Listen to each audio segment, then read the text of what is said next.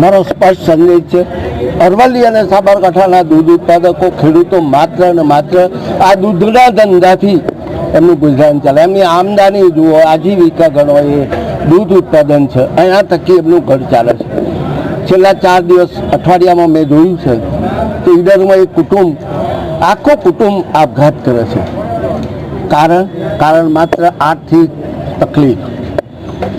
અત્યારે હાલ પણ એ જ પરિસ્થિતિ છે કે પૂરા ખેડૂતો આ ભાવ વધારાની રાહ જોઈને બેઠા છે કે એમનું બિયારણ, ખાતર, જંતુનાશક દવાઓ આમાંથી ભાવભેરમાંથી ખરીદવાની હોય છે।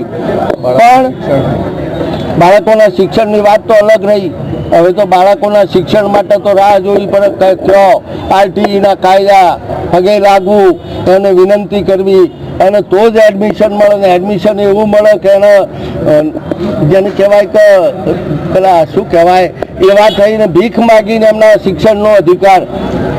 ભારત સરકાર અને રાજ્ય સરકાર ટેક્સ નામે પૈસા લે છે અને આમના બાળકોને ભણવા માટે આ તકલીફ વેઠવી પડતી હોય, મારું દૂધ વેચીને અમારે પૈસા લેવાના તોય ભીખ માગવાની।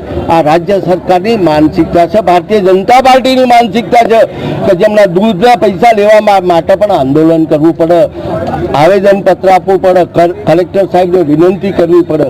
આ હાલત છે। સાબરડીના બોર્ડમાં 30-100ની મિટિંગનો એજન્ડા પણ કાઢી નાખવામાં આવ્યો હતો, પણ સરકારના માનીતા કોઈક મંત્રીએ તોથી બ્રેક લગાવી દીધી કે તમે મળવા આવો। અમારા ચાર્ટર્ડ એકાઉન્ટન્ટ કે તો આ ચાર્ટર્ડ એકાઉન્ટન્ટ સાચા છે અને જિલ્લા રજિસ્ટ્રાર ખોટા છે એવું કેવું છે એમને, સ્પેશિયલ ઓડિટર ખોટા છે, એમના ઉપર એમને વિશ્વાસ નથી એટલે મોમા માસીના મોકલ્યો જ અહીંયા કે તારા ઓડિટ કરવું ને પૈસા સાબરડીમાંથી લઈ લેવાના, એટલે આ કમાણીનો સાધન ઉભો કર્યો છે।